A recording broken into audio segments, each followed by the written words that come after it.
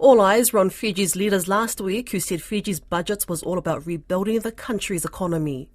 To find out how well Sitiveni Rambuka's administration did in finding a fine balance, Rachel Nath spoke with the University of the South Pacific Senior Lecturer in Economics, Dr. Nilesh Gaunda. Hello, Dr. Gaunda. Thank you for joining us. Now, a significant moment for Fiji receiving this Rebuilding Together budget on Friday. Yes, Bula, Rachel. Yeah, the government has been able to provide a delicate balance given the difficult fiscal scenario.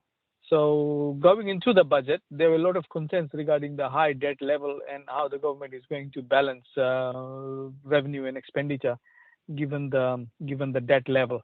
But I think it has managed to do a good job given the difficult fiscal situation.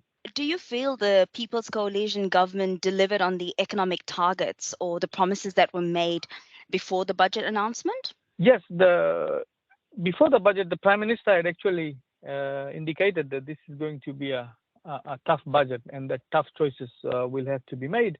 I think he was referring to the increase in value-added tax from 9 to 15% on most of the items.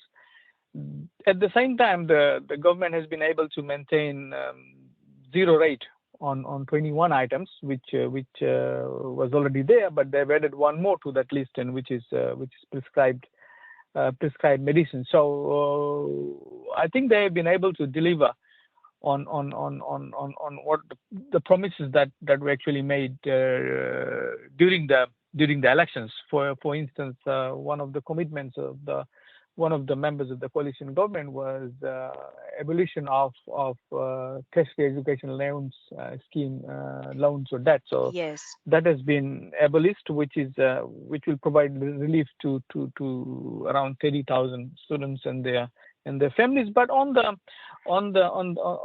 fiscal side of things, the government has already started a medium-term strategy to reduce debt level.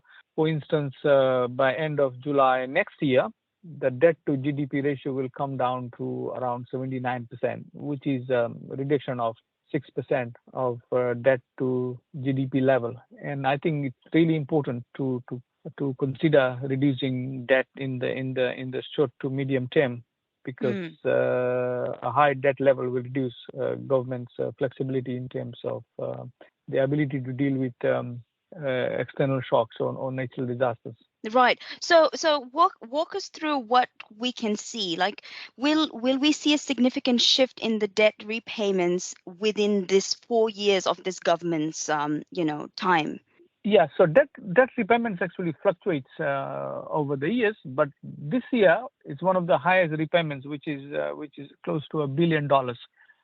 Which means that if we are collecting $3.7 billion in revenue, $1 billion will actually go towards debt servicing, which is a huge sum. So if the debt is not controlled and the debt continues to grow, we are going to see similar scenarios in the future where more and more revenue that is generated will be going towards debt servicing requirements. So I think the government has set the ball rolling in terms of debt reduction, so that in the medium term, it's able to rein the debt levels to sustainable levels. Right. Okay. Now let's talk about what you think this government couldn't deliver on. But were there promises that weren't met in this budget? So I think there were a lot of talks about investment in health and roads and other infrastructure. They made a good start in terms of health investment, but more certainly will be required if we are to bring health standards up to international standards.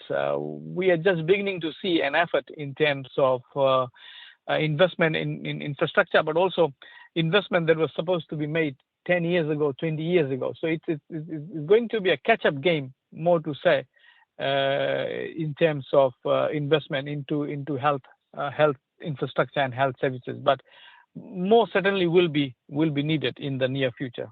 Right. And how would you have interpreted that? Like, what could have the government done in this budget to address these issues more strongly? I think a more or a larger allocation to health would have made more sense, given that there is a lot of investment that is needed in improving infrastructure, but also strengthening health services. Moreover, if the salaries of civil servants were taken care of, it would have been great as well, because we are seeing an increased rate of migration from Fiji. So a higher salary would have been able to reduce some of that.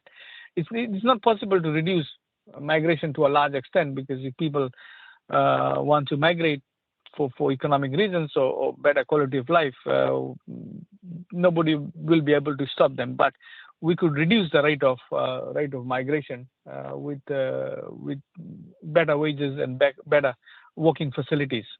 Just on the back of this, can we talk about what do you think, the decisions on the various sector allocations are? Like you mentioned, health could have received a bit more, but just generally, maybe talking about the big ticket items, what do you feel?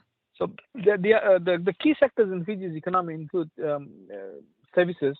Tourism is one of those services, but then there is also agriculture and manufacturing.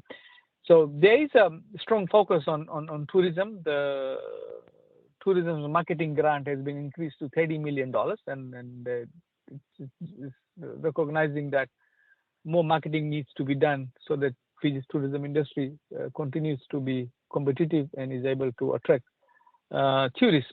There's also a focus on agriculture, which is important since 30 to 40% of the people still live in rural areas and connected to agriculture.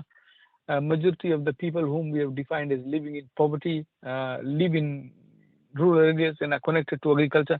So focus on agriculture is important, but more could have been allocated for agriculture and provided for. That could have been important to the agriculture sector, given the importance of the agriculture sector in terms of improving the lives of people in rural areas, and also in order to make a dent on poverty.